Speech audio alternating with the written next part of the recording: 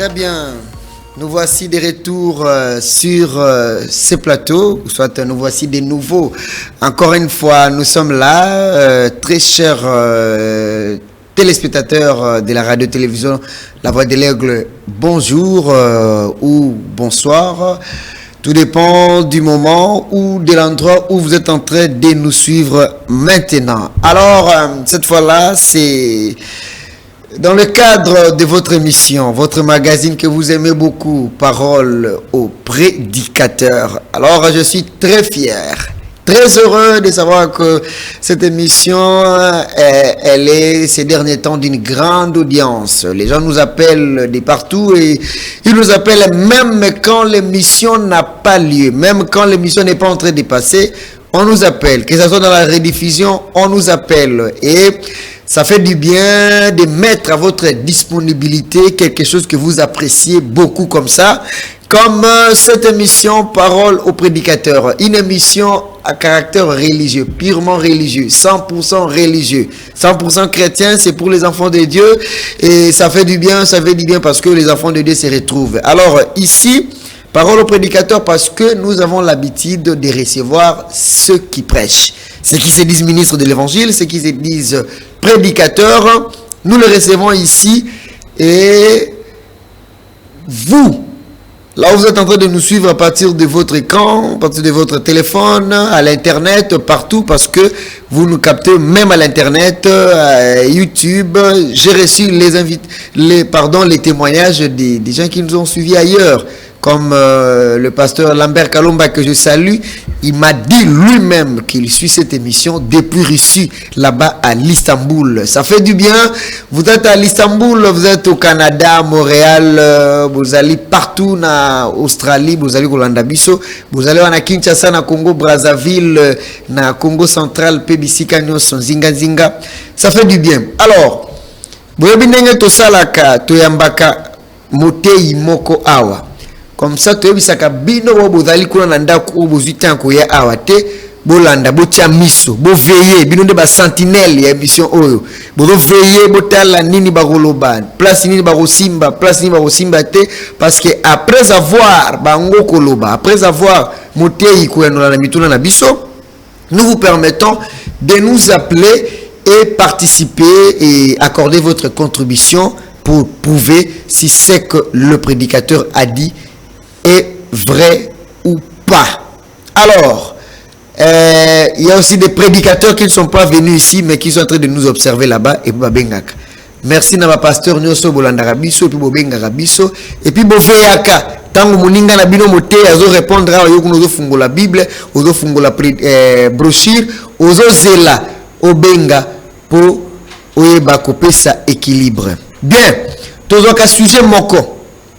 Na sujet on a tout traité na invité na biso ba sujet ezali belé mbula ezaya ko lukate tout ce lobeli ba emblème ba relève le baptême du Saint-Esprit tout ce lobeli le message du temps de la fin tout ce lobeli ba enlèvement tout ce lobeli la seconde venue donc ba sujet zoko bara ko sopa le rôle mbula lelo to lobela nini lelo to lobela je vous présente d'abord mon invité.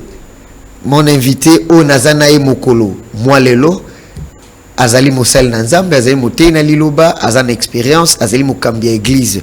Il s'agit du pasteur Samuel Kulaluka. Pasteur Samuel Kulaluka, il y a Azali pasteur Mokambia Église, Azali pasteur titulaire, Yenda Kambara Église, Ramonte Tabernacle.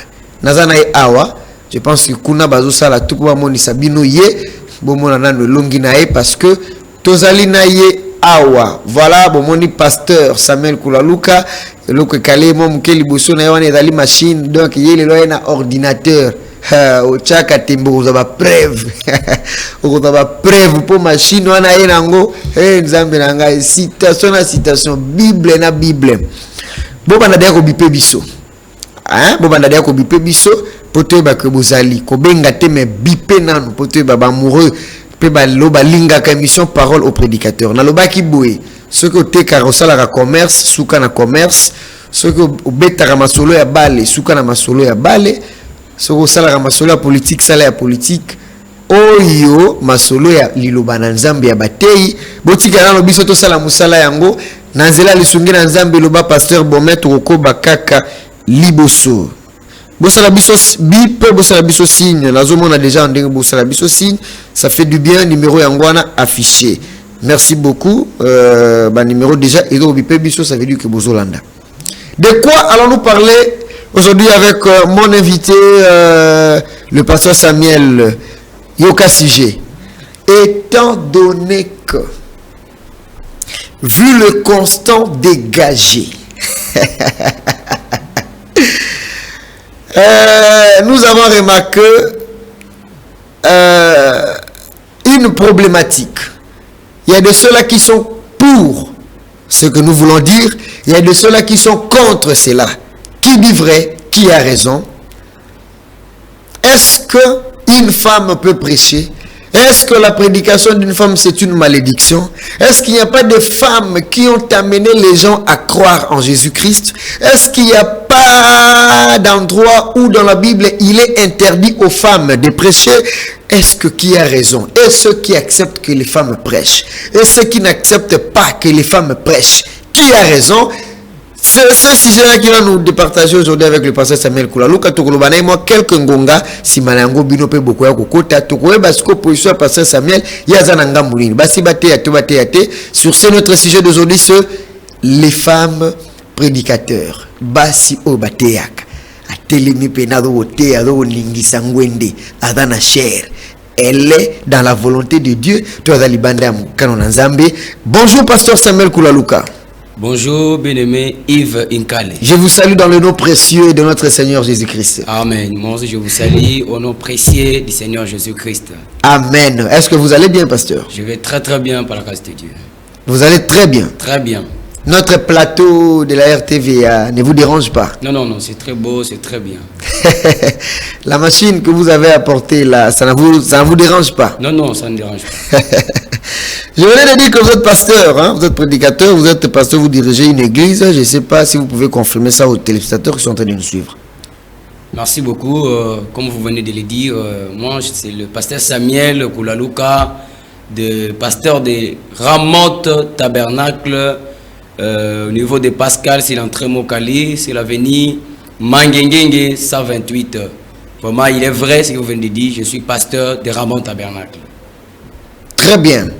Pasteur de Ramote Tabernacle, je disais que ici nous recevons les serviteurs dédiés au Lingi Peoya Koleka. Vous n'avez qu'à nous contacter juste après l'émission. Mais Bolanda Sikoyo, Nenge Tozo Kota na sujet na biso. Les femmes prédicateurs. Pasteur Samuel, êtes-vous prêt? Oui, je suis. On peut déjà entrer? Oui, je suis prêt. Tu comptes aller à Masolo na biso? Oui. Vous connaissez quand même ce qu'on appelle femme, non? Oui. Femme, azali être humain au sexe féminin. Okay. Très bien. Ulingaka basi? Oui, nalingaka basi po bazabi kela mo nzambe. Ah, yoza pamba to basepelaka na basi. Pasteur Samuel, et comme on rappelle notamment la journée de la femme, tout ça, on s'appelle rappelle yango. Journée de la femme. Bon, na s'appelle rappelle ça yango mingité ko yo kabatu ko la journée de la femme. Parce que moi si au babengi penza moi si et c'est nga qui te va passer mukolo moko pa bengango journée uniquement consacrée à bango mais c'est qui mikolo nyonso ya mbula ezala ka mikolo ya basi na mibali dans l'ensemble. Oui. Mais vas-y ka mukolo moko ba pesi moi si c'est ce qui ne vous arrange pas. Alors ce que mikolo tikaleza banani baka biso mibali mbula mobimba 365 jours. Pour pesa moi si mukolo moko fêter bon mikolo etikali. Ah, donc si on comprend bien pasteur Samuel, aux appels par bateau va payer sa valeur ya moi si payer sa moi si valeur naie na ndenge sengeli. Oui, les appels parmi bateau ya bongo. Au balinga penza moi si azala na place penza ya ye, surtout place ni ya lokumu onzambe apesi. Les akamala mingi. Toujours les femmes prédicateurs déjà pasteur Samuel a bandi ya kokumu sabasi abia lingaka bango nesika na lokumu nzambe apesi donc osepela kana basi. Yo lingaka oza pamba to lingaka te ba déranger liberté ya mwasi. Te to lingaka. Basi faut bazala libre. Bazala libre, bazala place na bango. Bazala place na bango. Bateya na bango ile bana nzambe. Bon, passons Samuel, les femmes prédicateurs. Vous avez déjà entendu parler des femmes prédicateurs, non? Oui, non seulement entendu parler, mais aussi je vois. Vous voyez aussi des femmes prédicateurs. Des femmes, quand même la télévision, bazoteya, Tina TV, na radio, na marché.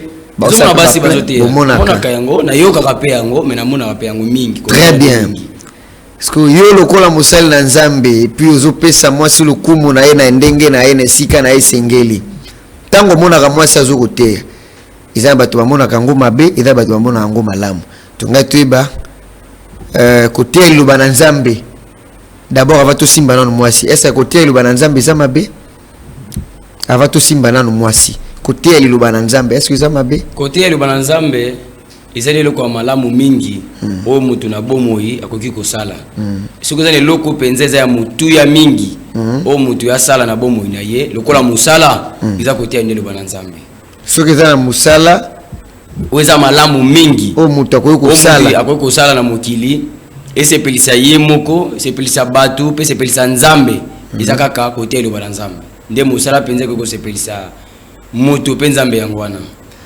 Numéro na biso yango wana bazotela bino yango ezali 089 1172 089 1000 et puis 172 nde numéro na biso oyo boko contacter biso mais tozoko bana on a pasteur voilà yango wana bazongiseli biso yango. OK.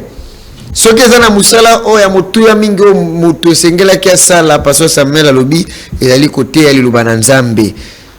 Mais yo sikoyo ozalaka na ngambo nini komona pe soki basi bazali koteya basi bazoteya pe liloba na nzambe bazosala pe musala yango ndenge olobi pe omonaka pe oyokaka yango baimpression na yo na baintention na yo ezalaka nini mpona yango ozosoutenir yango ndenge nini?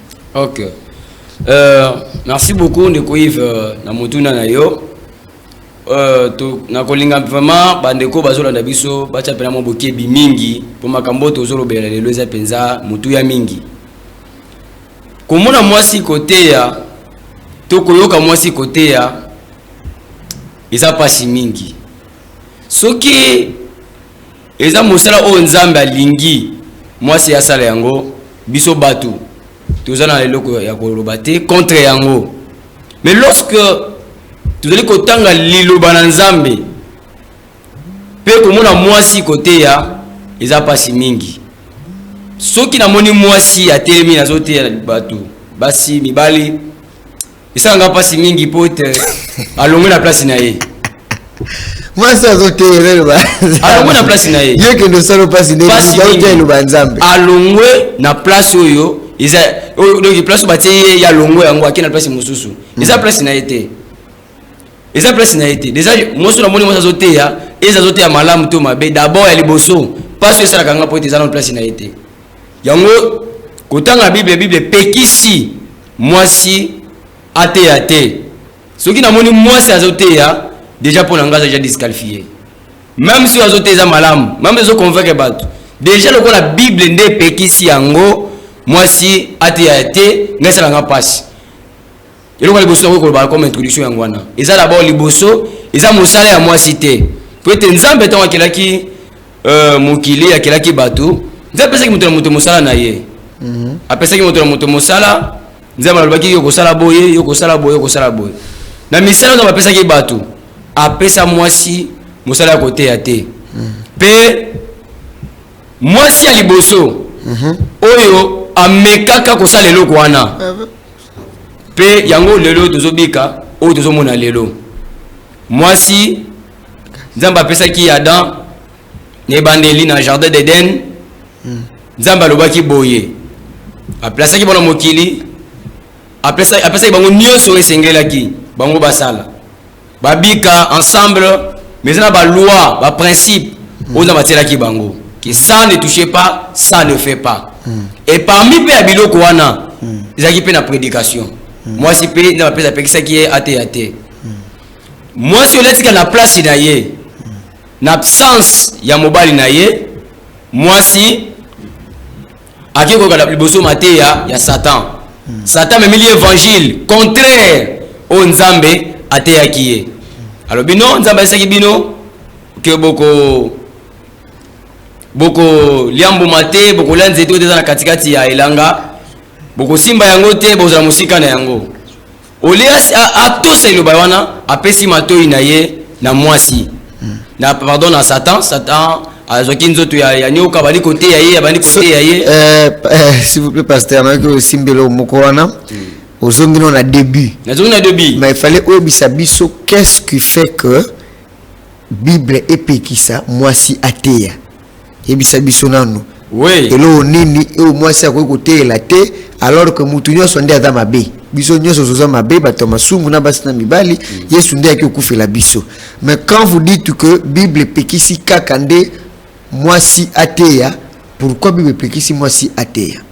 Oui, on va dire koloba na ngino na Nouveau Testament soit na makambo salamaki après te mais nazongi na on ebandeli nazongi na on ebandeli pour la telle ça supona nini Bible pekisi mwasi ateya te asala kat boso nini nini salamaka pour tateya te yango nazozonga liboso na ebandeli na Genèse chapitre 3 prédication ya mwasi nzamba apesa ba principe alobi oyo bokosala te oyo bokosala te oyo bokosimba te nzete oyo na kati ya milieu ya jardin Dieu les avait interdit basimba yango te.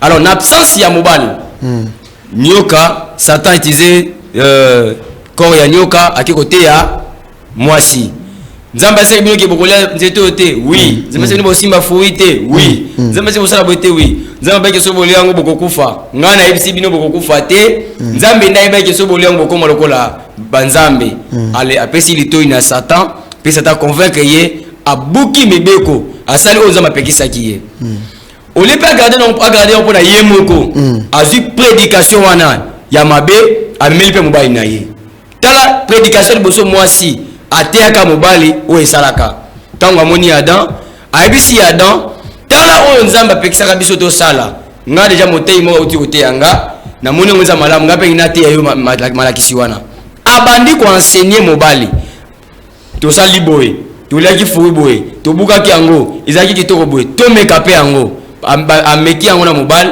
donc tango mobali ayoki liteya ya mwasi et bouleverser programme nyonso ya nzambe titre prédication ezalaka nini parce que wana yonde mutolobi que liteya ya liboso ya mwasi mwasi ayaki kote ya mobali alors bon il faut que biso nanu liteya yango ezalaki sujet ya prédication yango ezalaki nini et puis qu'est-ce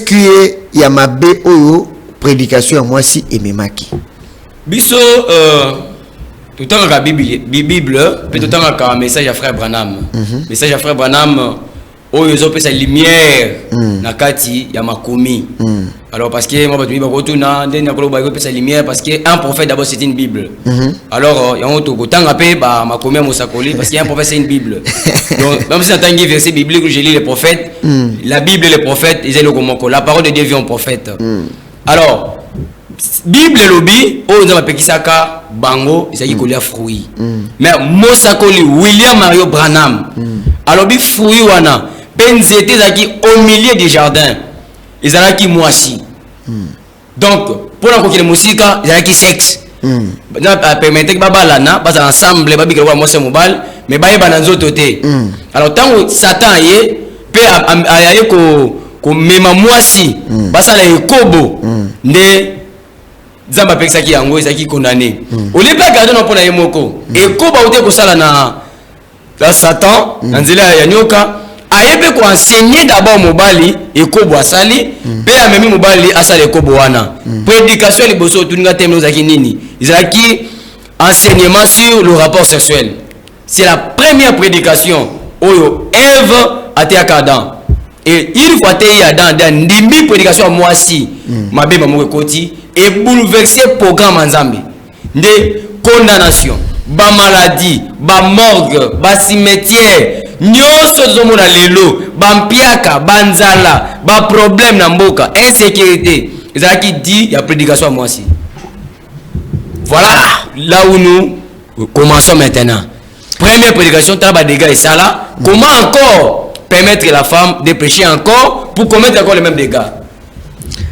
Donc, ce que nous a dit pasteur Samuel très bien, bit oyo êtes d'accord que moi ça va côté ils allaient parce que prédication na ya liboso oya teyaki izaki mabe et memaki mokili na oyo nyonso tuza na yango. C'est comme si nde yango na tuna que titre prédication yango kasi ezalaki nini. Titre prédication olobi que titre prédication ezalaki l'enseignement sur les rapports sexuels. De muto mema makambo ya vie sexuelle ba rapport sexuel ezanzambe ye mokote ezande mwasi ezali mwasi komema na ko pratiquer nzamba ibaki mwasi asali mwasi na sexe ayebe passer mobile na sexe mais a permettre bango te basala yango bon oza na kata motema na nzambe nzambe ndayebi quand ayaka permettre bango mais na mibeko na ya pekisaki bosala yango te moi c'est un enseignement à Satan asali on a Satan pe ye moto liboso ayibaka na ekobo pe azulité ya wana ayeko apporter mobile soki mobali aboyaka prédication ya mwasi même okileza na ndenge za telelo mais nzamba yaka boma mwasi pour libéra pe mwasi a résister susté mais vu que mobali andimaki lité ya mwasi tango mobali andimi asali a pratiquer loko ya mabe wana nde amemi shit na kati ya mokili donc mabe nyonso tozomona kati ya mokili oyo eza suite lité ya mwasi nyonso ya mabe sauf rien tout sauf rien. Bandeko balandi, ici ça commence à devenir très difficile. Le sujet que nous sommes en train de partager ici avec le pasteur Samuel, déjà il est contre il est contre les prédications des femmes à l'ingité basibatea. Bon, pour na raison na ya lobby que moi c'était qui na jardin d'Éden, mais alors que biso na bino toyebi l'histoire ya jardin d'Éden, ezalaki jardin, banzete, mbuma tout ça. Et à lobby que du fait ya rolia mbuma wana, ezalaki parce que moi c'est ayoka ki prédication ya Satan, ndenge bobeli l'histoire ya bengi yango prédication. Et puis à lobby moi c'est que ndeko lakisa mobali makambo ya mabe yango ndezaki prédication. Chose grave encore, alobi ezalaki mbuma te ngam na zoloba te pasteur Samuel ndi azoloba alobi ezalaki mbuma te ezalaki rapport sexuel. Alors la première prédication de Ève c'était l'enseignement sur les rapports sexuels. Bon noter déjà yango pour Ève bokobanda kobenga bon noter pe déjà wana soki bokondima yango eza ya solo to te. Alors l'enseignement sur les rapports sexuels donc mobali ayabaki na rapport sexualité moi si ndala kisaki yango moi si de muto ala kisaki yango pour être yene muto bana kozwa enseignement et pas Satan tant azu enseignement wana Satan convaincre ye pe ake kolakisa ngo mobali na ye pe na opesa moi conseil muke na basi surtout babali koyambaka ba prédicateur te yo moko na ndako ate ya yo liloba eza déjà libanda ya molongo mote ya Yesu eza bande batamboka na ba bible na ba mikande belé aïna ndako c'est dans un monde surtout sur là si la parole de Dieu ce que bi surtout mingi na insister vous allez moi si oyo bala ozana mobile na yo mobile no azate az absent ko permettre te oyo ka opesa litoyi na moteyi wana soka ngate ya yo ate yo ensemble na mobile na ye bon, mobile na yo pasteur Samuel olobi que bible nde doloba que moi c'est ate ngana ebesika moko ce qui n'a beau sanité et passage biblique on est dans la mutu place balobi je ne permets pas à la femme d'enseigner. Expliquez-les biso yangonano parce que je pense que oko s'appuyer pe na place wana je ne permets pas à la femme d'enseigner elengi koloba nini kasi non c'est pela tout temps ngana makomi yango na sima nde toko meka ko ndingo lobi ya ko expliquer ndinge bible lobi tout on a 1 Timothée chapitre 2 verset 10. Oui, je commence dans 10. OK, tanga passe. On parle de la femme. On peut commencer ma 9 Je veux aussi que les femmes vêtues d'une manière décente avec pudeur et modestie, ne séparant ni de tresses, ni d'or, ni de perles, ni d'habits somptueux. 1 Timothée combien? 1 Timothée chapitre 2 verset 9. 1 Timothée chapitre 2 verset 9. Verset 10. Mais qu'elle sépare de bonnes œuvres, comme il convient à des femmes qui font profession de servir Dieu. Verset 11. Que la femme écoute l'instruction en silence avec une entière soumission. Ça, c'est le verset 11. Que la femme écoute l'instruction en silence avec une entière soumission. Verset 12. Je ne permets pas à la femme d'enseigner, ni de prendre de l'autorité sur l'homme, mais qu'elle doit demeurer dans le silence. Car Adam a été formé le premier, Ève ensuite. Et ce n'est pas Adam qui a été séduit, c'est la femme qui, séduite, s'est rendue coupable de transgression. Elle sera néanmoins sauvée en devenant mère si elle persévère avec modestie dans la foi, dans la charité et dans la sainteté. Voilà, ça c'est ce que la Bible nous dit dans 1 Timothée chapitre 2. Il faut que la femme écoute l'instruction en silence avec soumission. Je ne permets pas à la femme d'enseigner ni de prendre de l'autorité sur l'homme. Déjà, enseigner wana. Oui, oui. Verbe enseigner wana nde ngolimbo la. Enseigner la parole de Dieu. Il est interdit à la femme de se tenir devant les hommes, devant un groupe mixte et se mettre à prêcher ou enseigner la parole de Dieu. Il est interdit. Paul dit que je ne permets pas. Donc une femme qui prêche, il est déjà en dehors de la parole de Dieu. Bon, là où vous avez lu, c'est clair. Mais seulement que ce n'est pas écrit, je ne permets pas à la femme de prêcher. C'est écrit, je ne permets pas à la femme d'enseigner. Verbe enseigner, nous tous nous connaissons. Ce que vous souhaiteriez aujourd'hui que naba madame, ou bateak, batangi sarabana na ba école, ba madame, ba professeur ya basi, ba maîtresse, ba longwa. Parce qu'il s'agit ici d'enseigner. Et si c'est le cas, même ba monitrice, ba longwa pe bakanga ba mbanga na bango batika kotangi sakabana, parce que d'ailleurs on dit que les moniteurs ne prêchent pas mais ils enseignent. Et dans les enseignements là de l'école de dimanche, il y a aussi les monitrices qui enseignent, qui exercent le verbe enseigner. Alors que ici, il n'est permis aucunement à la femme d'enseigner. Alors nous prenons le verbe enseigner. Vous souhaiterez que tout le monde n'a monitrice, n'a pas de dimanche, batika ko enseigner parce que tant que vous enseigner bana, bazo hôtel mela lilobana nzambe. OK. Na kolingana préciser on va madame. Moi si o epekisa lié à Salate, et ça Éphésiens chapitre 4. Les 5 ministères, moi si akoki ko exercer ngo te. La Bible dit qu'il a donné les uns comme apôtres, les autres comme prophètes, les autres comme docteurs, les autres comme évangélistes, les autres comme pasteurs. C'est ça les 5 ministères. Et le docteur n'a pas mis 5 ministères wana azana musala ko enseigner. C'est un enseignant. C'est les 5 ministères, il y a Éphésiens chapitre 4 que la femme ne peut pas exercer. Lorsqu'une femme enseigne à l'école, elle n'exerce pas le ministère. Lorsqu'une femme est monitrice de l'école de dimanche, elle n'est pas dans le ministère. Elle n'est pas dans le ministère. Ce que nous ne voulons pas que la femme fasse, c'est prendre l'autorité. Prendre de l'autorité. Déjà une femme qui se tient devant les hommes, commence à prêcher, commence à enseigner. C'est interdit. C'est interdit. C'est une malédiction. C'est une malédiction. Déjà de s'asseoir là où se trouve une femme en train de prêcher, vous êtes maudit. Parce que je peux ajouter une écriture. Toujours Paul qui le dit dans 1 Corinthiens chapitre 14 verset 32. Merci pasteur Zéla, toujours comme on a. Avant d'arriver là où vous voulez lire encore, vous avez précisé cet enseigné là.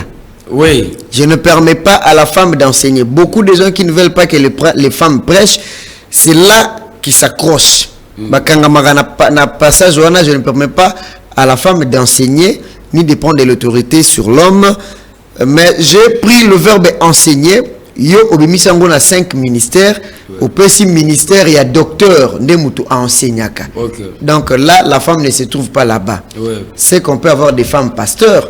parce que peut-être le ministère est pasteur, ils ont conseiller comme il y a docteur. C'est qu'on peut avoir des femmes évangélistes. Oyo, Nakatuana, Moussala, docteur, Isalité. On peut avoir des femmes prophétesses. Donc des femmes qui prêchent, ils peuvent prêcher, mais sans toucher aux doctrines, comme il est réservé à ceux qui peuvent enseigner les docteurs. Oui, moi si je ne paye pas la femme d'enseigner. Enseigner, c'est déjà ça. Docteur, ministère docteur, c'est enseigner. Une femme ne peut pas faire ça. Donc, moi, c'est comme docteur. Oui. Mais parce que dans Ephésiens chapitre 4, il y a 5 ministères. Moi, si, à quoi vous allez pas sur la terre 5. Mais évangéliste, c'est quoi enseigner? Oui, oui. Le prophète peut être enseigner. C'est prendre de l'autorité sur l'homme. C'est prendre de l'autorité. Ce que la Bible interdit à la femme, c'est de prendre de l'autorité. C'est ce que je voudrais ajouter pour vraiment donner beaucoup de lumière. Dans 1 Corinthiens chapitre 14, verset 32. Bon, on a dit que le passage là est là au mingi. Et une femme ne peut pas prendre de l'autorité sur l'homme. C'est en général où ils ont catégorisé na ramoko boui. Parce que quand une femme dans l'Assemblée nationale, elle est présidente, et à l'Assemblée nationale, elle prendra l'autorité sur les hommes qui seront là. Et dans la place Moussou, comme dans la conférence, ou bien dans la place Moussou, il s'agit qu'une femme puisse présider, Moutounio Soazawana à aux autorités sur liées. Alors, quand vous parlez que la femme ne puisse pas prendre de l'autorité sur l'homme, dans quel angle? Ok. Tanga yango pasteur, vous êtes libre. 1 Corinthiens chapitre 14, verset 32. Les esprits de prophètes sont soumis aux prophètes. Car Dieu n'est pas un Dieu de désordre, mais de paix, comme dans toutes les églises des saints. Que les femmes, ici on a utilisé les femmes plurielles, que les femmes se taisent dans les assemblées. Se taisent. Déjà il dit, là-bas il dit que je ne permets pas. Je ne permets pas à la femme d'enseigner. Mais s'il dit que les femmes se taisent. Et puis on a précisé dans les églises, dans les assemblées. Que les femmes se taisent. Donc comme Paul était un serviteur de Dieu, ici il ne parle pas sur le plan politique, sur le plan professionnel, mais ici il s'agit dans l'église du Dieu vivant. Ici on parle d'abord dans les domaines de l'église. Dans le domaine de l'église, l'assemblée des saints. Il n'est pas permis à la femme de prêcher dans l'église. Dans l'église. Il n'est pas permis à la femme de parler, donc de se taire. De se taire. Car il ne leur est pas permis d'y parler. On dit qu'ils se taisent, il n'est pas permis qu'ils parlent. Mais qu'elles soient soumises selon que le dit aussi la loi. Si elles veulent s'instruire sur quelque chose, qu'elles interrogent leur mari à la maison. Car il est malséant à une femme de parler dans l'église. Malséant à une femme de parler dans l'église. Paul demande, est-ce que c'est de vous que la parole de Dieu est sortie, ou c'est à vous seul que le parvenir? La femme doit se taire à l'église. Si elle veut poser la question sur peut-être la prédication, c'est quelque chose qui s'est passé à l'église. Ici, la Bible dit d'aller, que la femme aille maintenant demander son mari à la maison. Quand le pasteur prêchait, quand le pasteur disait ceci, dans tel point je n'avais pas compris. Alors, lorsqu'elle va rentrer à la maison, qu'elle pose cette question à son mari. Mais à l'église, la femme ne peut pas se tenir devant les hommes, prendre la Bible et commencer à prêcher, commencer à enseigner. Il y a des femmes qui viennent à l'église, et sur un tel point-là, elle voulait poser une question, qu'elle a posé cette question à son mari à l'église et que son mari n'est pas chrétien, n'est pas croyant comme elle. Alors, même à la fin des cultes, on appelle ancien de l'église, un diacre, un huissier, un frère qui est mis dans la parole, la femme peut demander ça, c'est pas un problème. Mais ce que nous ne voulons pas, c'est de voir les hommes et les femmes ensemble assis, la femme devant en train de prêcher. C'est une malédiction. J'insiste bien. Très chers téléspectateurs, tous en direct, nous sommes en direct. Si vous appelez, vous allez passer en direct. Tuna moko et bongo na pesa bino nzela bobanda kobenga parce que madame pasteur Samuel Azobi Misawa Alors vous êtes d'accord avec ce qu'il dit, vous allez appeler, vous allez passer en direct. Vous allez dire, vous allez l'appuyer ou affirmer que Marambazo le baiser est solo. Ce qui peut mutuna ezali ndeka to sala ka robenga po kutuna ye mutuna. Ce qui peut osepeli pe na yango te, n'est-ce pas? Au moni pe que ozongo contredire ye benga pe au contredire na eloko moko au moni que ce n'est pas vrai. Alors pasteur Samuel Koulaluka, que les femmes se taisent dans les assemblées. Si nous nous mettons d'accord et que nous acceptons cela, hein, pasteur? Oui, oui. C'est que dans les églises où les femmes chantent, ils n'ont pas obéi à la parole de Dieu parce que la Bible dit que les femmes se taisent. Na ndenge nyonso bakanga bambanga na bango. La vrai sens c'est lingana bakanga minoko. C'est que na quatre églises, moi ça na droit ya koyemba te. Alors que dans l'église musupe to monaka au-delà même ya koyemba. Moi, ça ça ma prophétie. Na quatre églises. Après, si peu message mon go, il a pe kitoko, il a pe à solo église pe yokie, ou soit tu peux prier sur base d'un message wana. Alors que au tout que les femmes se taisent. Alors, au kolobani na ba église oyo na kati moi ça yembaka, même yo na église na yo basi ba yembaka. Na sina mona. Alors, na ba église mususu basi bazo prophétiser en plein culte na kati église au Kolobani. Ok, merci na motuna na yo. Tu le but que moi si à quoi témoigner te. Oui, même le témoignage, tout le monde a appelé basi à télémina cher avec au témoigner. Okay. C'est quelque chose dont on va lié. Moi donc si surtout c'est contredire la parole de Dieu. Oui, même dans la Bible dans Jean chapitre 4, il y a une femme. Wakutana Jésus elle s'est fait mai alobi mais biso na bino bolokalizate yo za moyuda ngana zali samaritaine relation ezate nini yo senga mai alobi soko yebaka moto zo sengo mai yo ndingo pesa mai bon to ko musika tant Jésus dit senaki penser na yabi kino benga mobile na yo pona peso mai yango na zana yango abi je n'ai pas de mari et ça c'est que lobi vrai ozana na ndako za mobile na yo te pozu bango le bango 5 même ozana ya za mobile na yo te.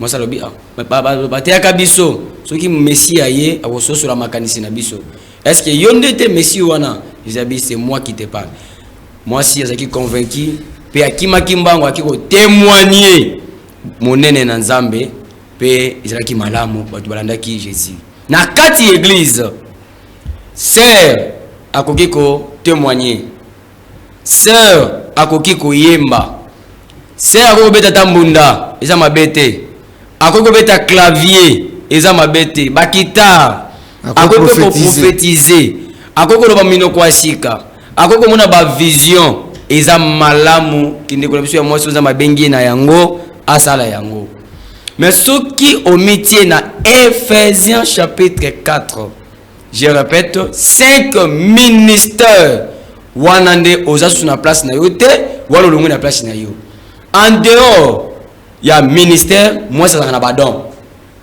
Badon, il y a koyemba. Badon, il y a ko. Elle peut même interpréter, c'est pas mal. Elle peut interpréter. Si elle peut interpréter. Elle peut jouer de la musique, elle peut mettre un instrument, koyemba, ko témoigner, et ça malamunde comme ça moi ça ça la yango.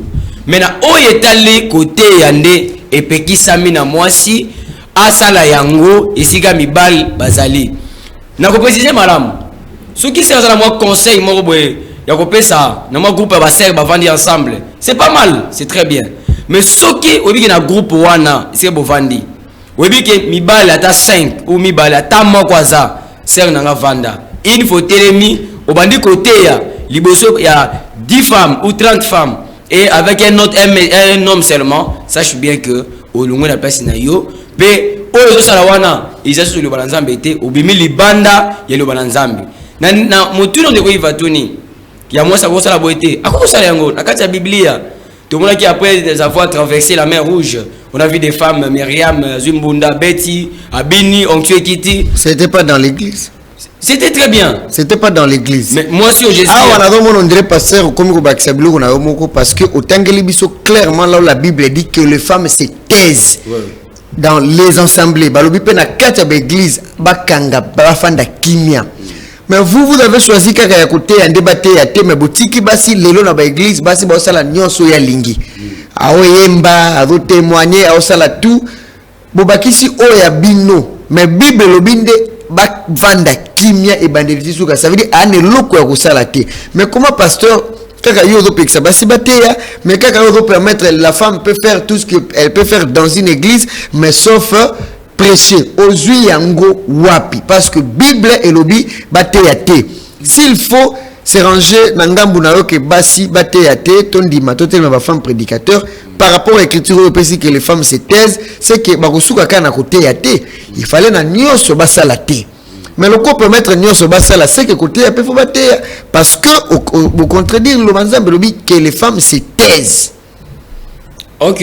Et ça qu'on contredit le balanzambe était tout allez ko bandela o le balanzambe de lobi. To lobi ou est enseignement. Surtout baki pour la lobby que je ne permets pas la femme d'enseigner. Yobino, moi ça compte que ça a été dans les domaines de l'église, dans les assemblées, que les femmes se taisent. Écoute l'instruction en silence. Très bien. C'est que nous voulons répéter Zanine, que la femme n'instruise pas le groupe. N'instruise pas le groupe. Ne prêche pas. C'est ce que nous ne voulons pas. Donc son instruction à elle n'a pas d'importance dans l'église.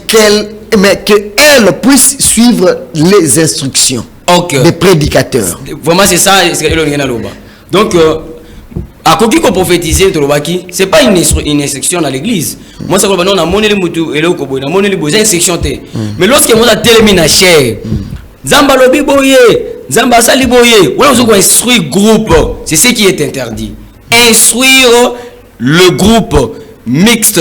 Il y a les femmes, il y a les hommes interdits. Formellement interdit. Formellement interdit. Bana nzambe bogo banda kubenga.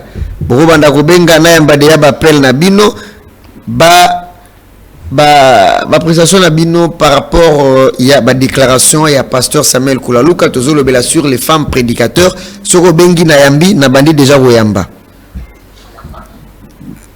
Allô. Bonjour. Bona pambla bino.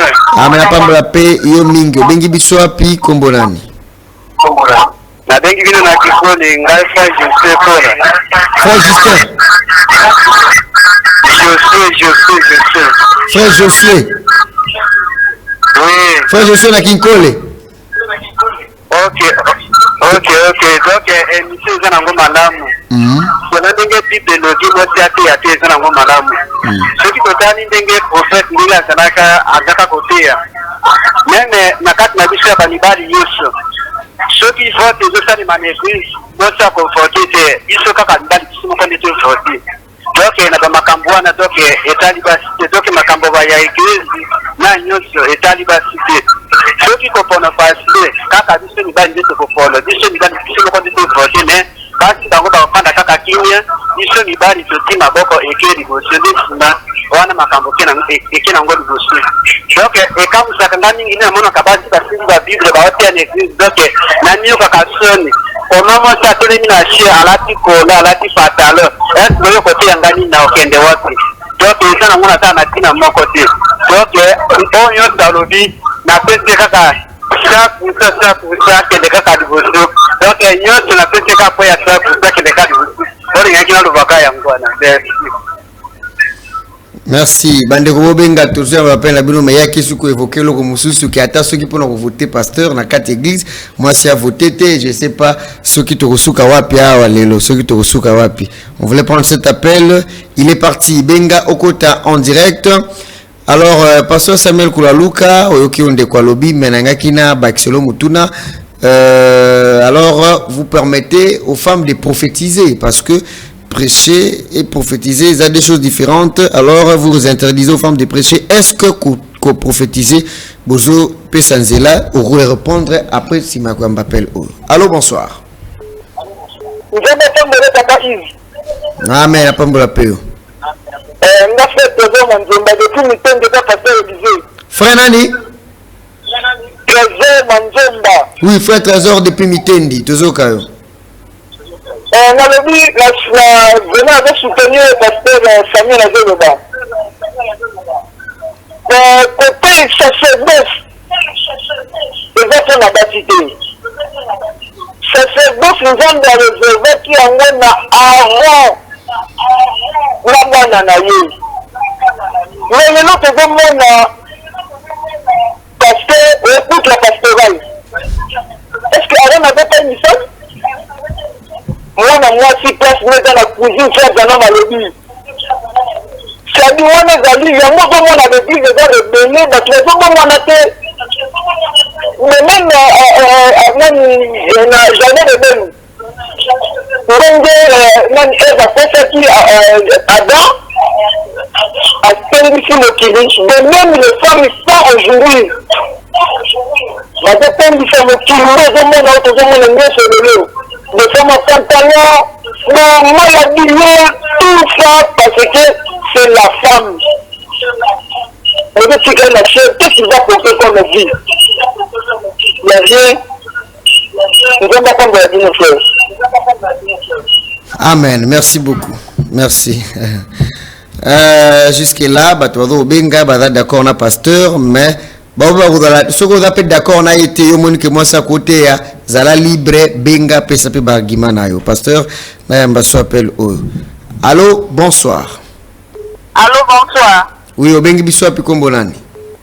Sœur Promesse na Bibwa. Ah, wana siko sœur Promesse to kasiko avis ya mwasi. Na lobi boy na o pasteur a lobi na 100% na simana ye. Oh. Mais ako boya nde bino basi bote ya kati. Mabete bonga na liloba te na ne loko te ya te. Wana sœur mtagolo babongo. Ngam to na loba. Na yoloka koloba te na 100% na simana o ya lobi. Ngamba pambola e mingi pasteur miel du ciel. Merci beaucoup, nous avons pas mbolo mingi. Merci. Ok. Aïe, aïe, aïe, aïe, aïe, aïe, on va encore prendre un autre téléspectateur. Allô, bonsoir. Oui, au bengi biso api kombo nani? Kombo na nga frère Eli na bengi na Kinkole. Ah, au bengi frère nani? Eli. Ah, frère Eli na Kinkole tozoka yo. Bon, na lui boye gizo na table la ka moi ça te ya ka même le pasteur a lobi na yebi yango eza bongo siko ya vous kopeta ngai kwa kantinyo. Oui. Ndeko Eli okomandela. Aïe aïe aïe aïe aïe aïe aïe. Aki Moussousou. Allô, bonsoir. Allô, frère Yves, qu'on a pas le bino. Ah, mais apambola pe bino. Bengi biso api kombo nani? Bon, frère Kanza et Yaramo Tabernacle. Olobi boni. Ça peut passer nanga l'obéza ya solo. Azolobela dans le cadre de Ephésiens 4, c'est-à-dire que moi faire coquille côté y a dans le sambo. Et d'ailleurs, selon la parole de Dieu, même dans l'assemblée, moi, la moitié de l'autorité, vous voyez, il manque pas si président, mais ce n'est pas ça. Nous avons autorisé à voter. Donc, parce que le lobby est à solo. Moi, c'est pour côté il y a dans le sang. Et il faut faire la différence entre côté il y a la bâton. Nous avons beaucoup de moi qui bâton, mais à Kindi et Théâtre, il y a pas tout, il y a Merci beaucoup. Merci. N'a pas voulu pas Kabarouti et tout le monde. Merci. Et pasteur Langaïbe. Merci Papa Kanza. Merci beaucoup. Merci. Basi obate ya kabuza wapi? Basi bote ya kabuza wapi? Jusque là on a moni mutu opesa bino raison te ngana domeka okote la bino mwandambu. En tout cas passer na la kiona ya Mbappé loyo bongo bozela na pasteur a répondre na mutuna na tunaki. Allô, bonsoir. Oui, allô, Boni, bonsoir. Ouais. N'engaka na intervenir par rapport à Oyo pasteur Ocholoba. Obengi biso api kombo nani? Bino la lemba kombo nanga Papa Jonathan. Papa Jonathan tozoka yo. N'engaka justement la loba, il y a lobby que Bible lobby au dernier jour, je répandrai mon esprit sur toute chair. Voilà. Na bana olukelo kwana. Et deuxième lieu, Atanga Romains chapitre 16, verset 1er. On parle de diagonée, c'est-à-dire que dans le parmi déjà. Romains chapitre 16, verset 1er, Romains 16, verset 3 à 4. Romains 16, 1. Romains 16, 1. Attends, Romains 16, 1. Attends, Romains chapitre 16, verset 3 à 4. Et c'est là, Romains chapitre 16, verset 1 au verset 3. Verset 1er. Verset 1. Après, tu as la suite 3. Romains chapitre 16, verset 3 à 4. Quand on a 24 chapitres, 16, tu as 1, après tu as appelé 3 à 4. Ok, c'est bon. Donc, parce que la Bible dit au dernier jour, je répandrai mon esprit sur toute chair. Vos fils et vos filles prophétiseront. Quand l'apôtre Paul dit que les femmes c'était, c'est dit par rapport à quoi? Parce que Basi Babando n'a qu'à assemblée. C'est pour cela l'apôtre Paul dit que les femmes c'était. Il a parlé par rapport à ça. Mais il n'a pas parlé par rapport à Nino, il a parlé par rapport et plus.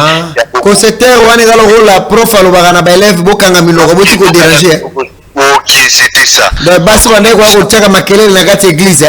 Ok, contribution à la 4 églises, donc contribution à Bongo ya verbe enseigner. Je ne permets pas à la femme d'enseigner ni de prendre de l'autorité sur l'homme.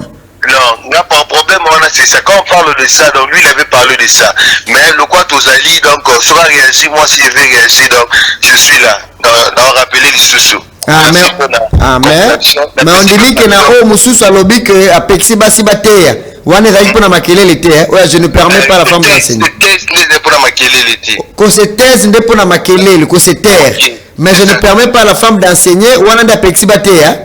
Alors, apexi bateya te pourquoi? Parce que il y a aussi des diaconesses qui étaient de femmes dans la Romaine. Bomona. Kasi limbolela biso, je ne permets pas à la femme d'enseigner. Ezanini.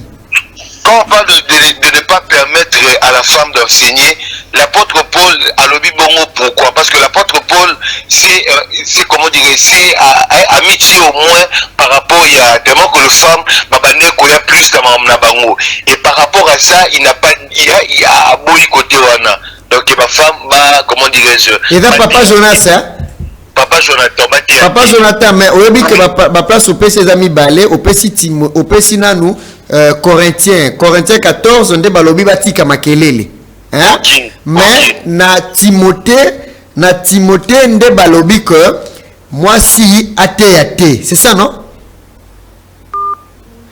parce que ça mi balé na Timothée quand même vous reconnaître que Paul alobi athée mais na Corinthiens nde lobi que lobi batika nde makelele parce que on répondre na ba préoccupation na nyoso après yebisa biso na ceux qui bondima yo uzindima rapé basi ba prophétesse ou ba prophétisaka côté ande oboyi. Oui. OK, dans Apocalypse chapitre 2 verset 20. Biso to ko zala contre le banzambe lobité. Soki le banzambe bi kiza pour eloko boye, biso za pour eloko wana. Soki le banzambe zali contre eloko wana, biso za contre yango. La Bible dit ici que mais c'est que je contre toi. C'est que je contre toi. C'est que tu laisses la femme Jézabel qui se dit prophétesse enseigner et séduire. C'est la Bible, c'est pas moi. Il y a un passage nini totanga. Apocalypse 2 20. Bandeko, botanga bofungola kuna Apocalypse chapitre 2 verset 20. C'est que je contre toi. C'est que tu laisses la femme qui se dit prophétesse enseigner et séduire. J'aimerais d'abord reparler de la femme Jézabel. De batangina enseigner les susukuna. OK. Après na suka basuki si séduire. C'est comme si côté ya moi si ezo me ma séduction. Ndengo lobaki na début que côté ya Ève, et même là qui Adam séduction et puis baby si makam. Makamono sololo. Ah après suna wana zali na Genèse. Mais sur l'Apocalypse, premier livre de la Bible. Dernier ozwa que c'est premier livre, c'est quoi comme la dernier livre. Na dernier livre c'est que je contre toi. C'est que tu laisses la femme Jézabel qui se dit prophétesse enseigner et séduire. Mais tout à nous basi o bazo benga ke baza na ba don. Sœur nangai ata ange auti lola. Ovani na chambre na yo moni ange qui tina robe abeke na uti na bozala nzambe na ye ko biso ki na don ya bozana ministère foteya. Sœur nangai il faut maudire ange wana. Bongo ko prophétiser kasi. Qu'on prophétiser. La prophétie aux églises locales. Du tout bien quand tu dis un thème à vase. c'est acceptable, c'est la parole de Dieu. Vase des habits nyosot, nazu moli mwanzambi. Eza mbeki, eloko nyonso bazo utiliser bien comme vase. Sikoyo, moi bukusala moi distinction. Moi distinction na musala zo sa magiste dans une église locale, na prophétie ou ça mondiale où ils ont côté la moto nyonso na mokili. La femme ne peut pas faire soit que la prophète majeur pour qu'on puisse avoir prophétie ou ils ont côté la mokili mobimba, ça sera de prendre de l'autorité sur l'homme. De prendre de l'autorité. Prendre de l'autorité, c'est ce que moi vraiment je ne peux pas appuyer. Mais on dit que moi ça ko prophétiser mais la quatre église na yé local bisika église na yete et si ka ya sambelaka l'église ya sambelaka ça na pasteur na mobali azali wana mobali alors nzamba ko pesa ye likabo ya komona ya ko prophétiser même si pe na pesa likabo yango akosa yango pe ndezo de télé zo mona lelo ba prophétie nyo zo mona na télévision zo mona basi nzamba la kisinga za lokuta parce que prophétie toujours besoin d'église locale. Prophétie vous allez juger. La prophétie ne peut pas être que vous prophétie, à suivre vision, à suivre donc directement nous peut ça bateau. Prophétie ne auto bateau ne mago ça na carte église. Pour vous en carte église ça vraiment dans mon longo. Bakotela yango, bakola. Nzamba la kisinga, nzamba lobelinga, to kubenga ba juge. Il y a des dons, on appelle ces bateau, dont un discernement de l'esprit. On va beaucoup discerner ce que donne le lobby. Alors, bavandi ba étudier yango. Ceux qui va confirmer na 2 ou 3 témoins comme la Bible le dit. Alors, on va confirmer que ça faut prophétie. Bengi mutu, on va concerner. Il y a pas si prophétie wana. Mais moi si moi ça va prophétie, nzamba lobi nanga atemi na TV, bande konyo sur ya baso na télévision. Koloba ke nzamba tindinga, c'est faux et archi faux. Ce sont des femmes dominatrices. Je voudrais vraiment lire ça vraiment frère Yves. Mais dans les 4 églises locales, ce que moi ça peut si prophétie que 3 juges et témoins, il y a solo ba juger qu'ils est solo. Ce qu'ils est solo c'est que c'est une prophétesse. Oui, dans une église locale, c'est vrai. On peut utiliser cette église locale d'Engenine. Na Bible ba prophétesse bazate na Bible. Et ça donc on s'est limité dans groupe pour moi ba vendre dans 4 églises. Mais ce qui est commis prophétie que mutatele maboye apesa pona batu nyonso c'est dépendre de l'autorité. Mais ce que pone bobenga bango ba prophétesse te bopesi bango komba ba vase bo limu si komba prophétesse alors que aza prophétesse parce que na ba prophète nyonso les prophètes majeurs on a batinda tout le monde a prophétesse te na Bible prophétesse ça. Il y a des prophétesses, il y a des prophètes basi mineurs mais naturellement nous avons prophétesse majeure dans la Bible existe. Bon Déborah na Bible local. Là la prophétie il y a Déborah. Tanga la prophétie de Déborah na juge, tanga la prophétie de Déborah pesa ou le tout ça là. Exact. Tanga atamoko. On parle même de Anne. Exact. Anne peut être prophétesse. Oui, prophétesse. Prophétie il appelle ça le comment mi. Attends mon côté. Alors, je voudrais lire ceci. Tanga comme ça na mbana ba appelle ba. Tout ça dans la Bible là, tout ça dans la Bible écrite, tout ça dans la Bible révélée. Vraiment bande ko na bo tenir guérité. Bible révélée zani. C'est le message de William Mario Branham, la lumière de la Bible. D'abord Branham ça bondi mabasi ba te ate. Branham c'était mais mutunu so dans la Bible. Akoli maté moi c'est ate. OK. Bible c'est fort remarquable dans ça exposé cette tâche de l'église page 206. L'âge de l'église de Thyatire. Écoutez, c'est fort remarquable. Le nom même Thyatire signifie femme dominatrice. Donc, ce qui moi ça zoté déjà comme femme dominatrice, Aza déjà Thyatire. Donc moi je suis dominé mi balle. Parce que si on soit terre dans l'église, ma pasteur, on va aller dans la télévision, ma prophétesse, vous êtes des femmes dominatrices. Na bino mi balle ya basi wana bandako. Vous êtes mi balle té. Pour moi c'est zoté dans la TV. Ainsi, il dit c'est caractérisé par une femme dominatrice. Ainsi, une force brute qui envahit tout, qui soumet tout et qui exerce un contrôle despotique. Or, une femme dominatrice, c'est la plus grande malédiction du monde. La plus grande malédiction qui existe sur la terre, c'est de voir une femme qui prêche. C'est la plus grande malédiction. La plus grande malédiction. Je continue. L'homme le plus sage que le monde ait jamais connu, c'était Salomon. Il a dit, je me suis appliqué dans mon cœur à connaître, à sonder et à chercher la sagesse et la raison des choses, et à connaître la folie de la méchanceté et la stupidité de la sottise. Je trouvais plus amère que la mort la femme dont le cœur est un piège et un filet, et dont les mains sont des liens, Celui qui est agréable à Dieu lui échappe. Mais le pécheur est pris par elle. La femme dominatrice. C'est la plus grande malédiction. C'est dans la Bible, Ecclésiaste chapitre 7, verset 25. Je continue. Ecclésiaste 7, 25 à 28. Oui, ça on peut le Or, la femme n'est pas faite pour avoir un tempérament de fer. Ça c'est un. Selon les Saintes Écritures. Elle doit être soumise à l'homme. Ma sœur dominatrice, pasteur, femme pasteur, prophétesse, ta place n'est pas la parole. Ta place n'est pas la prédication. Ça tu domines d'abord le mari que tu as à la maison. Un d'abord. Et tu domines les autres maris. Les autres maris d'autrui. Oui, vous les dominez. Une femme qui est vraiment femme, qui est entièrement femme. Je me vais répéter ça. Une femme qui est vraiment femme, qui est entièrement femme, aura ce genre de tempérament-là sans être un paillasson. Aucun homme qui se respecte ne ferait d'une femme un paillasson. Seulement, elle voudrait être soumise à l'autorité. La femme devait être soumise à l'autorité. Qui est son autorité? C'est son mari. Laisse-moi terminer. S'il vous plaît. La femme ne peut pas dominer l'homme, car c'est lui le chef de la maison. Ce n'est pas la femme, c'est l'homme. Si la femme s'écarte de ces modèles que Dieu a établis pour elle, elle est pervertie.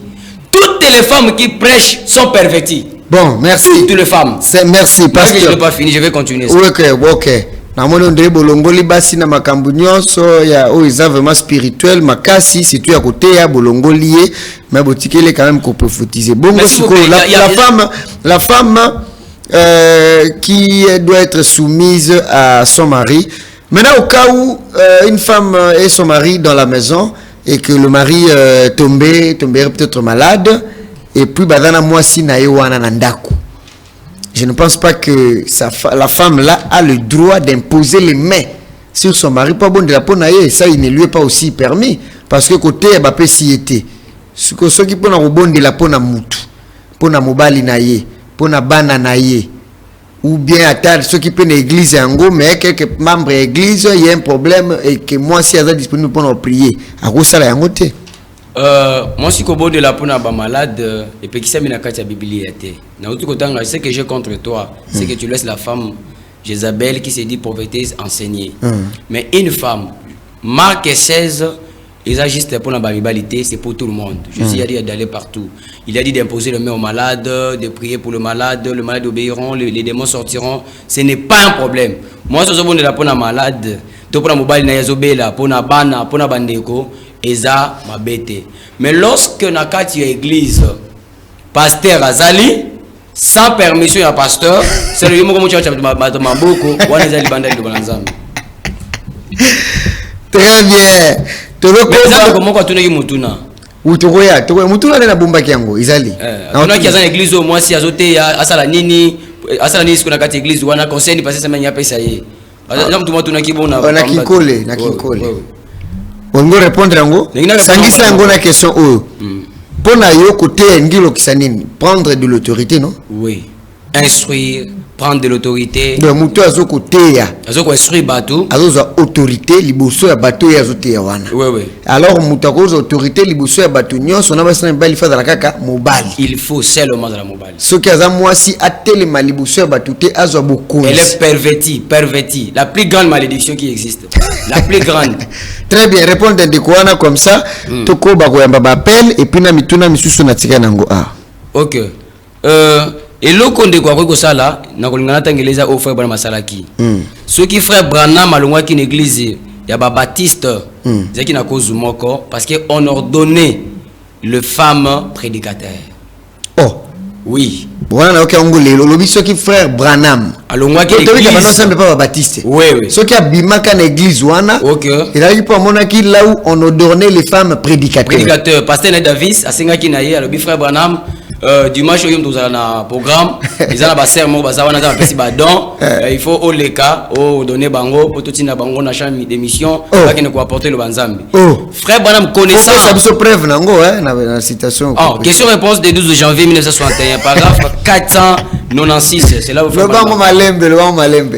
Question et réponse. 12 de janvier 1961. Paragraphe 496. Le pourquoi Abima Kepe Baptiste. Oui. Ils allaient parce que Bapesake Mukumba a prié pour na basi. A ordonné basi bakuma batei. Baki côté à partout. Ba remarquer na kati ya basi. Pasteur David a remarqué que bazana badon. Faut badama boni la pona bango pour donner la reconnu baki no sam salanzam. C'était cause principale. Au frère Baptiste. Très bien. Le frère là aussi doit faire. Le frère qui a posé la question. Parce que la sœur qui prêche et la personne qui écoute la femme prêcher, tous les deux sont sous la plus grande malédiction. Ok, 089 1170, le numéro est là. Si vous nous appelez, Bobenga Bisona, nous, Bozoka, oh, pasteur Samuel Azali Koloba. Est-ce que Mutuna Ezali, nous monnet de quoi tout Mutuna a eu réponse. Yopo lingo tuna Mutuna tuna. Yopo lingi obakisana, au pasteur Alobi, au confirmé. Au lobby. Ceux qui peuvent contredire payer aux libres. Allô, bonsoir. Allô, bonsoir, Zamba Pamboladino. Ah, mais la femme de la pomme, Koleka, Beng Bissou, puis Kombonani. Comme on a eu espoir musique Mangala, nous avons depuis Menkao. Frère Nani Espoir musique Mangala. Ah, Espoir musique Mangala depuis Menkao. Toujours Kayo.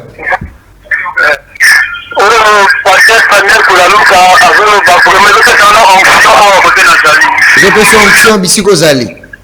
Oui. Moi, si c'est quand les gens la poésie, alors je les trouve plutôt bien. Côté à qui les hommes sont là.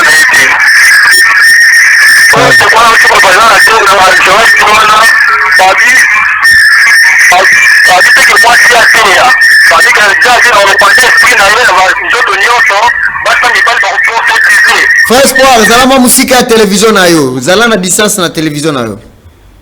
Oui. Pour prophétiser, les gens côté à terre. On ne croit pas dans l'école wana, la joie de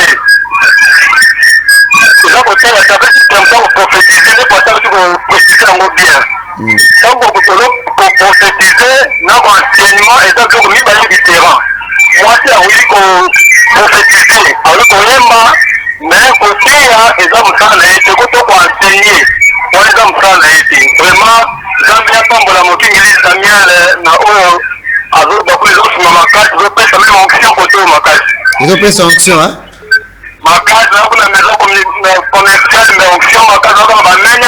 Merci beaucoup. Basi bate ya kaboza wapi. Basi obate ya kaboza wapi. Moi si moko abengaki sur promesse ya lobaki ya d'accord que yé moi si akoki koteya te. Basi obote ya ka boza wapi bobenga. Allô bonsoir. Allô bonsoir. Allô bonsoir. Oui, obengi so api kombo nani? Joseph Kanda. Oui, toujours Kayo. Yes, je vais passer Samuel Alobi et d'entrée.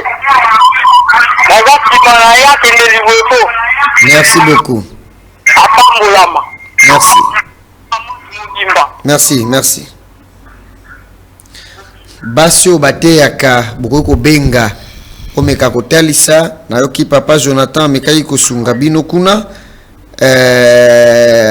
tokolobela pe makambo na ye benga biso opesa contribution na yo ozana mutuna ya kutuna est-ce que ozo contredire makambo pasteur azoloba oza d'accord na yete to ozali d'accord na ye ndenge bande ko musu bazo kosala okoleka tozo yamba bapel na bino siko ndenge tozoloba awa. Pasteur ozo bandela mingi que une femme qui prêche à sa malédiction et c'est une malédiction mais c'est comme si ozo bango kapo tangi bongo pona to na Bible pe ezali. Est-ce que moi ça zote les malédiction et lo oni ça la qui malédiction ozo soutenir yango na nini? Ozo répondre to Mbappé. Allô bonsoir. Bonsoir. Oui, ben biso kombolani. Frère Christian Bongai depuis la commune d'Ensele. Frère Christian, depuis la commune d'Ensele, nous vous écoutons. Oui, je peux répondre, frère, au pasteur, qui n'est pas pasteur, mais à apprendre encore de lire la Bible. Alors bien qu'il n'est pas pasteur naïe, frère Wangaka contredit pasteur, à qu'il n'est pas pasteur naïe, à apprendre il sous moi bien. Bobenga biso bogole en direct. Pasteur Lobana nous osons insister trop ou que kututi au lobake o yazondima na oyazoyoka matea ya mwasi na mwasi azote bangono sombale baza maudit. Expliquer ngona nous kokukana Lobana Nzambe. OK. On va kiopesa nga botanga tanga tsolinga tanga eloko na ko marati na suka. Dans bande ensemble tozongela acte Apocalypse chapitre 2 verset 20. O totanga ki nde wana ezopesa biso lumière mingi na ona otolobake mwasi mutozo ka mwasi na motoyo azoteya mwasi azoteya ba mibale baza na se ilakila mabe.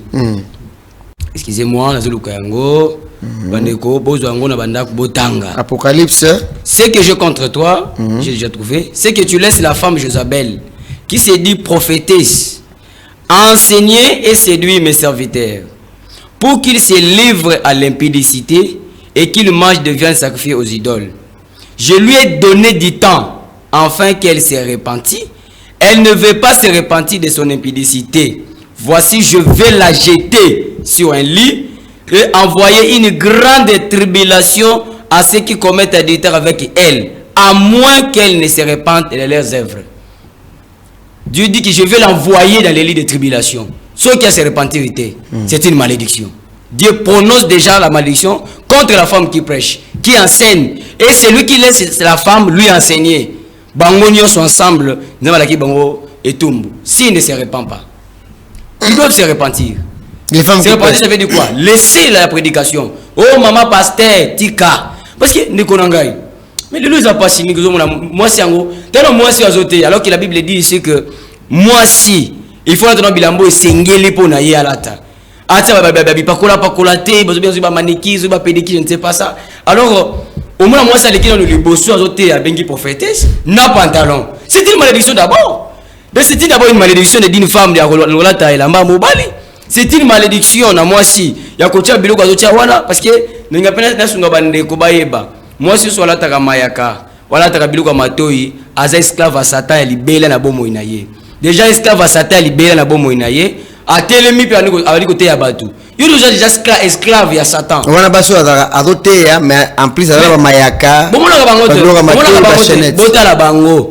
Au moins la télévision elongi tondi ba fond de teint, ba rouge à lèvres, je ne sais pas ba oba na ba cils, ba paupières tout ça. Alors à l'équipe blamba transparente, ils ont ça même nzoto à télémi, Dieu m'a dit, ça Dieu ne peut pas faire ça. Nzamba ko utiliser nzoto abongo atam koloma côté. Ndeko nanga moi si. Ceux qui ont na botu, to la moi na chambre ou partout ce que aux alaka. Au moins ils ont vision ou ange a mis l'oiseau que vous en don.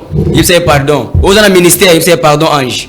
Kulukula makamna nzambete kulukatena malaki ya mabe ange wana za satan za nzambete pasteur tazo kosa yo de moi si tu atazo yemba wazo prophétiser il faut la talon malamu yo tondisi biloko nelongi obiki nzamba lobeli yo comment nzambe oyazo lobela yo ko lobeli to ozo teza mabe parce que la Bible dit que la femme ne portera pas l'habillement d'homme. Bon. Je veux que la femme s'habille d'une manière décente. Et wane zelo ko mususu ba pantalon ezalaka o balata conçu pour les femmes. Pas ça peut pas pour tes mibal. OK. Pas ça peut pas pour tes mibal, il y a forme mibal ezala malamu. Na ba jupe la forme mibal ba ko. Tokoya, so lingi mkoza to ko lobela l'habillement de la femme. Pasteur. OK. Est-ce qu'on dit que côté ils a don. Ils a don na kati ministère. D'abord, il faut voir les ministères avant d'avoir le don là. Le ministère d'abord. Oui. Est-ce que côté ils a don aux Nzambe Sakana Mutu? Ils a don aux Nzambe Sakana Mutu. Est-ce que moi si à cause de don à côté été? Pour na kati ya 5 ministères à quoi ça à quoi exercer en côté. Ils ont compris ça mutu musala ou ils ont la place à ça en côté. Ah! Zakombe en pambai. Nzambi chilo boani. 089 1172 numéro ezawana to bandi ko citer to tikali na ba minute mwandambu tozo appel oyo et après nazo retourna yo motuna websa biso où est maintenant la place de la femme si ce n'est pas dans la prédication. Allô, bonsoir. Bonsoir frère Yves. La zongri pona lo baboya. Biso frère prophète to yambi Abraham alimboli Bible malamu. Tango tunaki pasteur que côté ya moi c'est la malédiction et la Bible non. Prophète alimbola ngo bien que la malédiction. La Eden de Satan et dans la religion de Jézabel. Prophète a petit vraiment par raison les autres à laquelle moi si à côté côté les jamais liboso ateya neti pasteur Samuel ateya neti Yves Nkale aya côté pas de vision d'arabe non est-ce que boti mobona maman faut atelema aluko la baruti yake pembeni ya ateya teya na don anate jamais soka za ina don ngate Moko alobaki kuna que je répandrai mon esprit sur toute chair. Wana sali confusion na badon, neti ba prophétie parlant langue et tout ça. Les gens n'essayaient qu'à traiter. Parce que c'est bongo, qu'on la femme le frère Yves, la femme le fait des compagnons. Merci. Merci beaucoup, merci. Et merci. Regarde pour contribuer pour l'émission. Pour l'émission, merci papa, merci. Ok, alors, pasteur Samuel, où est la place de la femme si ce n'est pas dans la prédication? Ok. Place il y a moi si, principalement, place il y a moi si, c'est le foyer. C'est la famille. Moi si Moussala Wonzamba Pessier, ils ont dit qu'à la Kanandaku, Koboko la Bana, Kolambaka, Neti Nikolobaki, Moussa Biron la cuisine. C'est ça le travail. Où il y a les bosso, où ils appellent à quoi éviter à monter aux Zambé à Pessayer. Mais ça arrive des fois aussi.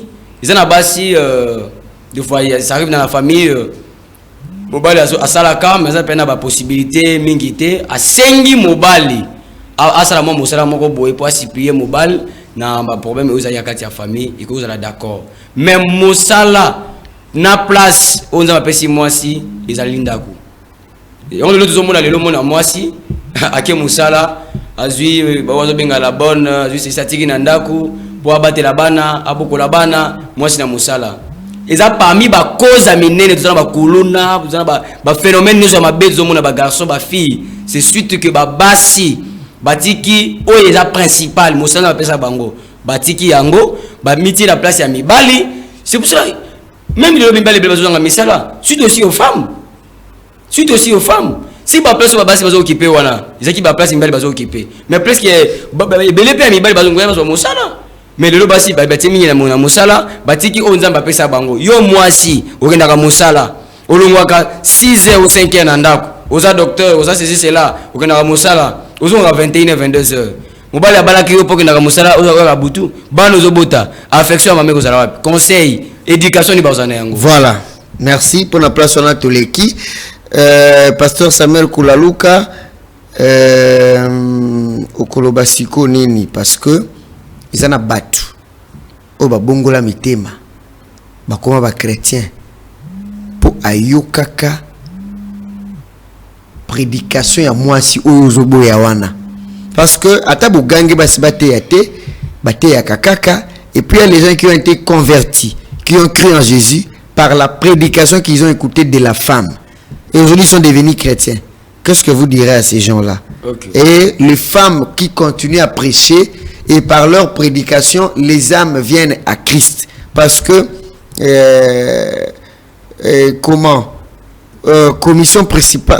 commission principale il y a un prédicateur c'est akoka komema milimo ya bato babongola motema bandimela kolo Yesu Kristo wazali nzambe po mbikisi na biso soki eza na basi oyo bateya kabongo bato babongolaka pe mitema na basi wana na bato wana siko bandimela bango so bazaka modi to okoloba nini mpona bato wana?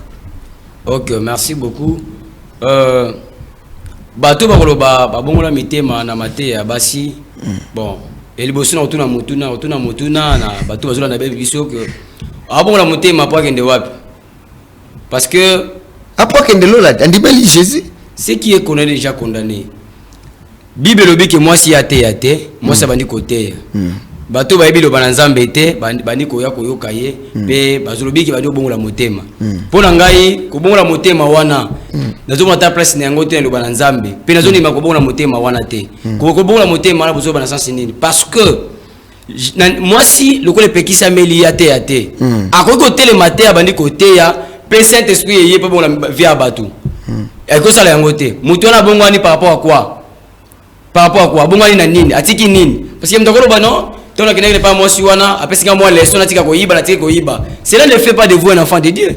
Tu peux laisser voler, tu peux laisser toutes les pratiques à ma baie ou aux autres moi aussi ça n'est absolument rien parce que vitalité ya ezaka raté pour toi tika ma baie mais mutatiki ma baie il faut se quoi zo molimo nzambe na kati na ye mais molimo nzambe ko ya na kati na yo te soki moi ça te mazote ya yo parce que molimo ça doit confirmer le loba na nzambe molimo ça doit confirmer le loba alors molimo ça doit confirmer maté ya moi cité oh déjà les bandes ya molongo c'est histoire ko ya ko tout pour confirmer yango déjà nzambe l'église wana moi ça zote ya nzambe azalaka te nzambe atina ko chata linzaka na yete l'église oyo moi si azote ya moi si akoko pesa témoignage ndenge azaki muto masumu nzambe abekisi ye nzambe akangoli ye nzambe abekisi bomo na ye atiki masumu muto na ndi nzambe eza malamu mingi mais si muto oyo abongoli motema na nzela ya témoignage ya moi si to na nzela ya moi exhortation na nzela na balabala moi si wana ifo moto wana bongoli motema il faut que nkoluka sika passer mobala azali pour passer wana continuer musalo etikali mais moi so atemi wazoteya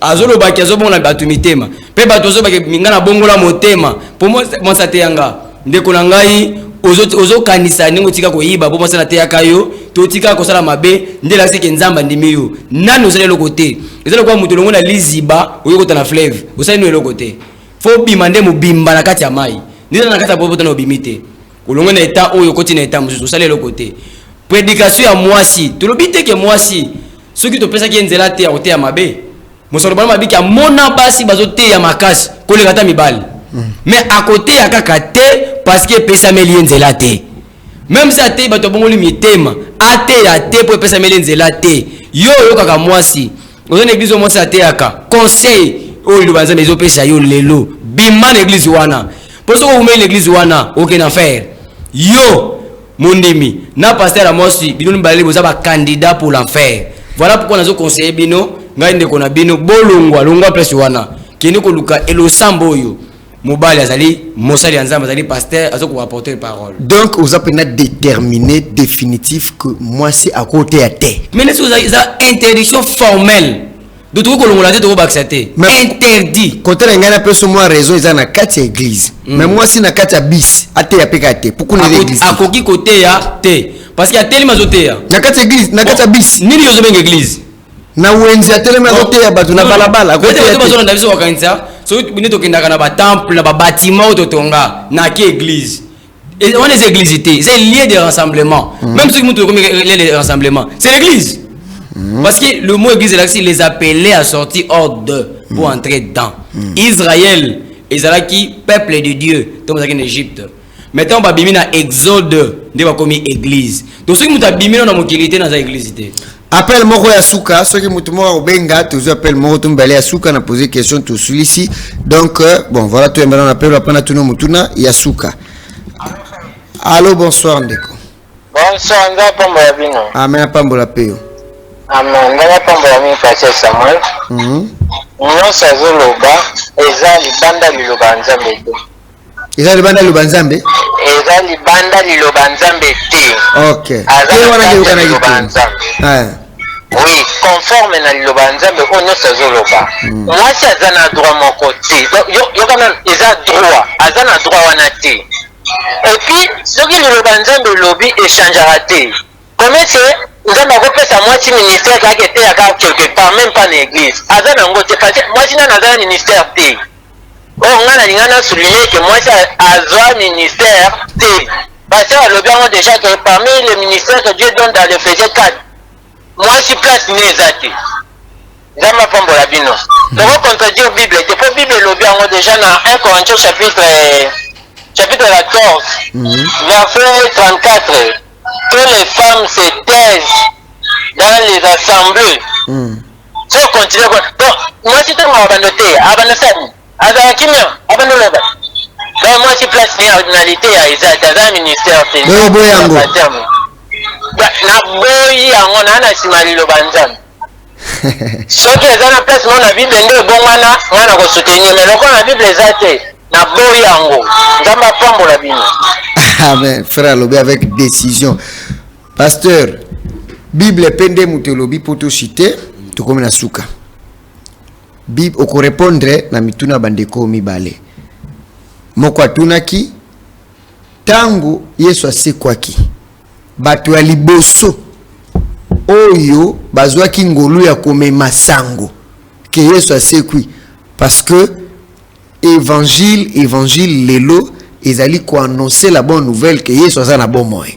Bato ali boso ba annoncer que Yesu aza na bomoy baza basi. Mususu atuni yo que ba diaconesse soko tangi na Romain place de quoi pesa ki ezali Fouébé ou ba recommander comme diaconesse et même bino pele na bagina bino message même ba diacre basi bolinga ko tcha bangote alors que ce kaza ils appellent ba diacre au départ la diacre na te apete à se terne kana kati église bon soko tie diacre ya mwasi azoko tele maneka na église mais azolo bané lo côté mais bino botikala ko tcha ba diacre te alors diaconesse na bible ezali.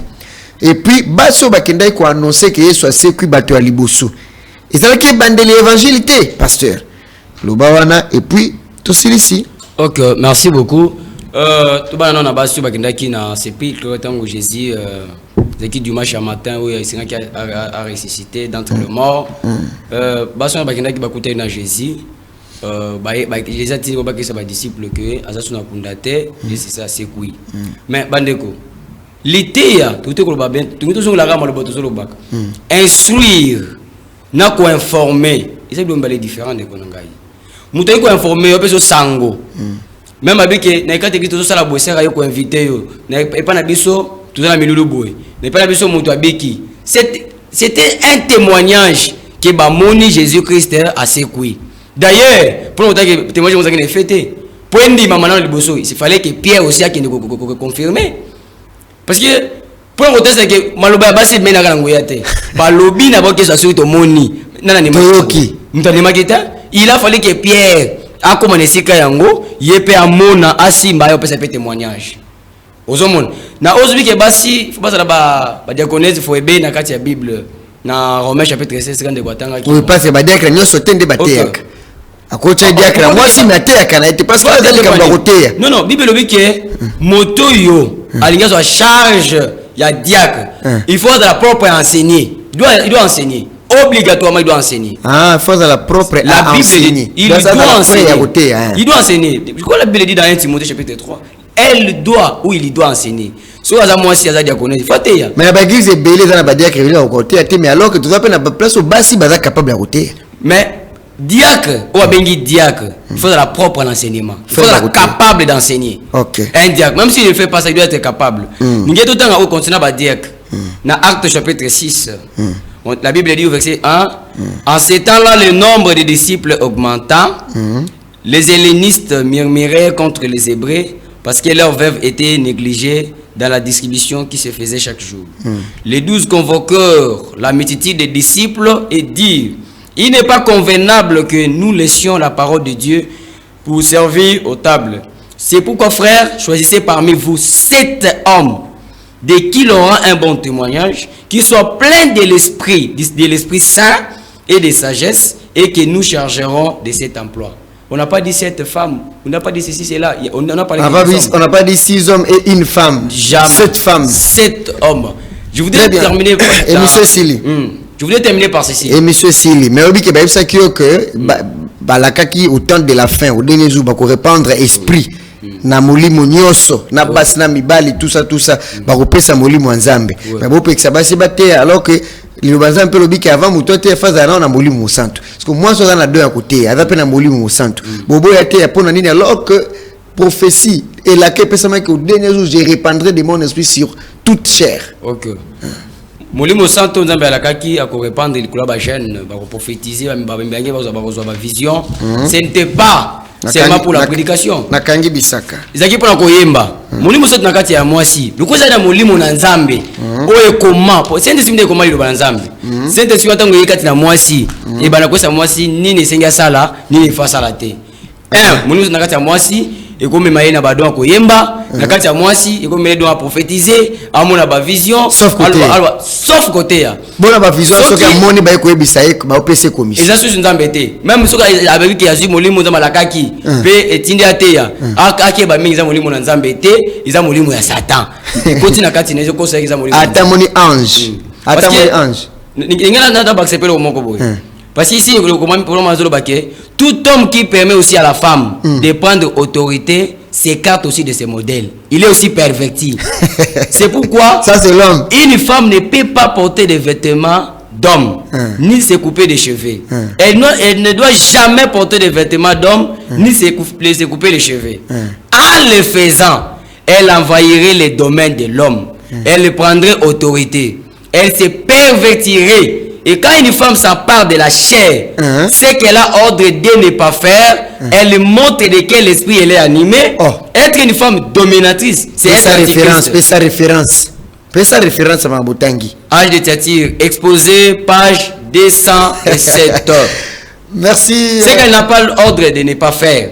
Elle montre de quel esprit elle est animée. Être une femme dominatrice, c'est antichrist. Et ça montre que les semences de l'église catholique romaine sont en elle. Là, la femme qui prêche. Qu'elle nie la parole de Dieu. Elle montre qu'il ne s'agit pas de la parole, mais qu'il s'agit des mauvais esprits. Merci d'être venu répondre à notre invitation, Pasteur Samuel Koulalouka. Merci beaucoup. Très chers téléspectateurs, aujourd'hui ça a été chaud. Ouf, avec le pasteur Samuel Koulalouka.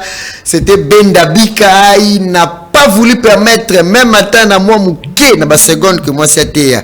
Alors, nous avons parlé sur les femmes prédicateurs. Alors, si vous avez aimé, dites merci à Sephora, Kalala et Trésor Mabanza qui ont pris la charge avec les caméras ici pour nous prendre les images pour que nous et la régie avec Sylvain Maël Lorola Kombo Nae, que Dieu le bénisse très richement. Et la réalisation a été assumée par PBK, Pichu Baruti Kuminga, et Hector Badibanga, le directeur des programmes, c'est lui qui nous donne le programme, c'est lui qui fait les programmes. Donc, Ata Siko Soka Lobi Geboba Kisabukoba, Toroto sa programme Torokoba. Et alors, je salue aussi ceux qui ont accompagné le pasteur Samuel Koulalouka, notre frère Trésor Mbala. Le frère Trésor Mabala. Trésor Mbala et le frère Michael Toumina. Merci beaucoup. Il y a aussi le frère James, voilà, Nzamba Pambolabino. Je ne peux pas terminer comme ça sans saluer celui qui fait le goût de la RTVA, le boss Bob Bomoy Baruti Kasongo. Il y a Mama Corinne Obabenga, mère, il y a Yves Nkale. Alors, on se revoit prochainement dans le cadre d'émission Abisso Parole au prédicateur avec un nouveau sujet et un autre invité et vous ne serez jamais déçus. Vous voulez nous contacter pour Yope Oyakoleka. Vous êtes serviteur de Dieu, vous êtes prédicateur. Yaka, la porte vous sera grandement ouverte. Continuez à suivre les programmes sur nos antennes et à nous revoir prochainement. Au revoir. Que Dieu vous bénisse.